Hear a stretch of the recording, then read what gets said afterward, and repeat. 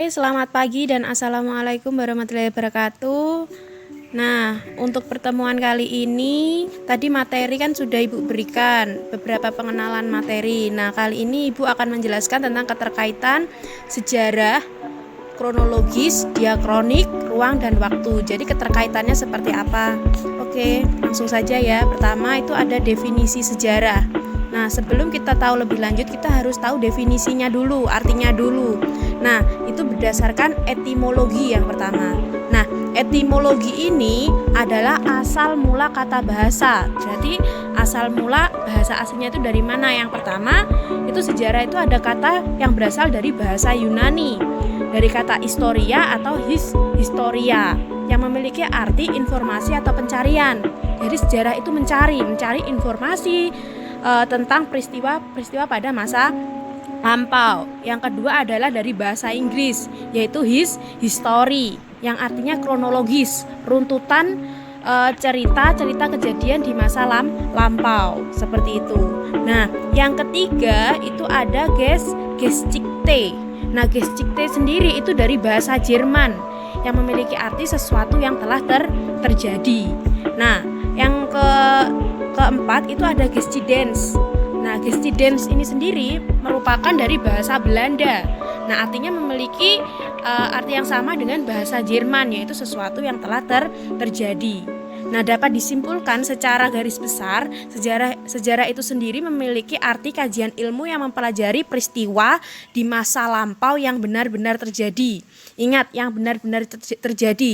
Jadi peristiwa sejarah itu berdasarkan fakta, bukan opini. Jika dia tidak memiliki fakta, maka dia bukan sejarah, seperti itu.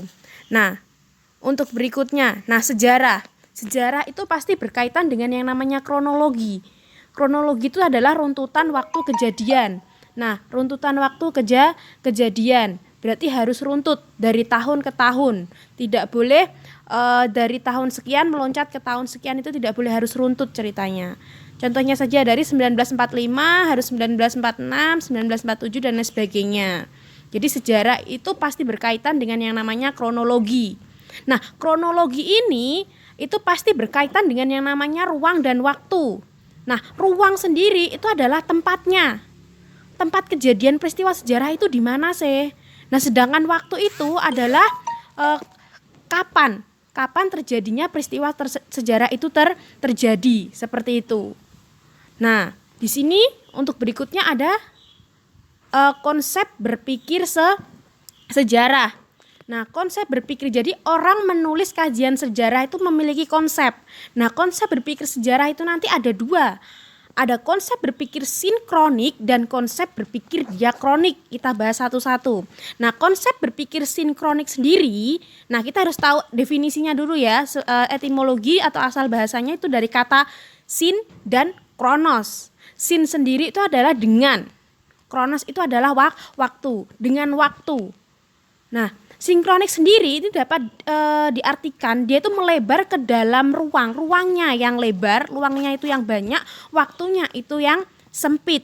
Nah, jadi dia itu diambil inti ceritanya saja, inti peristiwa dalam satu kurun waktu, tidak melebar waktunya. Nah, di sini Ibu contohkan pemberontakan G30S PKI tahun 1965. Di situ dapat dilihat tahunnya hanya 1965. Nah, sedangkan peristiwanya itu pemberontakan G30S. Nah, pemberontakan G30S itu tidak hanya dalam satu tempat, tapi tempatnya banyak, tapi dalam satu waktu, hanya tahun 1965. Seperti itu. Nah, yang kedua itu ada diakronik. Nah, diakronik sendiri itu berasal dari dua kata bahasa. Ingat, etimologi bahasa ini keduanya itu berasal dari bahasa Yunani ya, anak. Nah, diakronik itu berasal dari dua kata, ada kata dia dan ada kata kronos. Dia itu artinya melampaui, kronos itu waktu, jadi melampaui waktu beberapa waktu yang banyak, seperti itu. Jadi dia itu kalau diartikan secara garis besar itu memanjang dalam waktunya yang memanjang dan menyempit ke dalam ruang. Nah, di sini dapat Ibu contohkan. Itu ada perang Diponegoro pada tahun 1925 hingga 1930. Nah, jadi perang Diponegoro dapat diketahui bahwasanya perang Diponegoro itu terdapat di Yogyakarta. Ya kan, di Yogyakarta, tempatnya satu waktu Yogyakarta. Nah, tahunnya itu yang lebar. Tahunnya dimulai pada 1925 hingga 1930 seperti itu. Nah, jadi mungkin kalau ada yang ditanyakan dari sini bisa langsung melalui komentar pribadi yang ada di Google Classroom ya, anak-anak. Nah, untuk berikutnya ini ada tugas dari Ibu. Jadi carilah 5 contoh konsep berpikir sinkronik dan diakronik. Terus kalian menganalisis. Nah, kenapa saya mengambil contoh itu dianalisis menggunakan bahasamu sendiri. Setelah itu, dari contoh itu tentukan ruangnya di mana, waktunya kapan. Nah, tulis di bukumu lalu kirim di Google Classroom seperti itu. Nah, ini waktunya Ibu kasih waktu satu minggu. Oke, sekian Burung Irian, Burung Cendrawasih, cukup sekian dan terima kasih. Oke, mungkin itu saja yang dapat Ibu sampaikan. Semoga pembelajaran hari ini bermanfaat.